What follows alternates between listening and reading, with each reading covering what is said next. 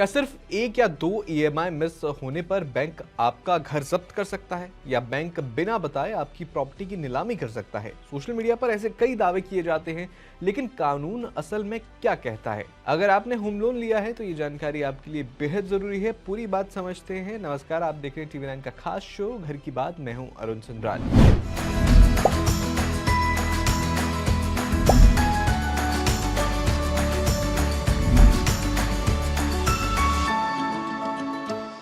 भारत में देखिए, बैंक किसी भी उधारकर्ता का घर सीधे नहीं बेच सकता। ये बात आप नोट कर लीजिए। इसके लिए एक पूरी कानूनी प्रक्रिया होती है। उधारकर्ता को भी कई अधिकार दिए गए हैं। सबसे पहले समझते हैं कि बैंक कार्रवाई कब शुरू होती है। अगर कोई व्यक्ति लगातार होम लोन की ईएमआई नहीं भरता है और 90 दिनों तक किस्त बकाया रहती है, तो बैंक उस लोन अकाउंट को एनपीए यानी नॉन परफॉर्मिंग एसेट घोषित कर सकता है। लेकिन इसका ये मतलब बिल्कुल नहीं है कि 90वें दिन बैंक आपका घर बेच देगा। एनपीए घोषित होने के बाद भी बैंक को कानून के तहत तय प्रक्रिया का पालन करना होता है। इसके बाद बैंक सरफेसी एक्ट 2002 के तहत उधारकर्ता को 60 दिनों का लिखित नोटिस भेजता है। इस नोटिस में बकाया रकम चुकाने का मौका दिया जाता है। अगर इस अवधि के भीतर उधारकर्ता भुगतान कर देता है या बैंक के साथ समाधान निकाल लेता है तो आगे की कार्रवाई रुक सकती है। यानी बैंक सीधे घर पर कब्जा नहीं कर सकता और ना ही बिना नोटिस के नीलामी कर सकता है। अगर 60 दिन की जो नोटिस अवधि है वो खत्म होने के बाद भी बकाया राशि जमा नहीं होती है, तब बैंक गिरवी रखी गई संपत्ति पर कब्जा लेने की प्रक्रिया शुरू कर सकता है।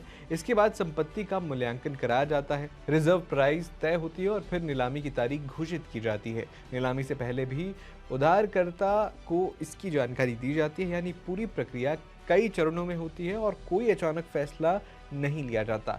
बहुत से लोगों को लगता है कि बैंक घर बेचकर पूरी रकम अपने पास रख लेता है, लेकिन ऐसा नहीं है। अगर नीलामी में संपत्ति की कीमत बैंक के बकाया लोन से ज्यादा मिलती है तो बची हुई राशि उधारकर्ता को लौटाई जाती है। वहीं अगर नीलामी की रकम से पूरा लोन नहीं निकलता है तो कुछ मामलों में बाकी रकम की वसूली के लिए अलग कानूनी प्रक्रिया भी अपनाई जा सकती है। अब बात उधारकर्ता के अधिकारों की। अगर आपको लगता है कि बैंक ने नियमों का पालन नहीं किया है या गलत तरीके से कार्रवाई की है तो आप डेट रिकवरी ट्राइब्यूनल यानी डीआरटी में चुनौती दे सकते हैं।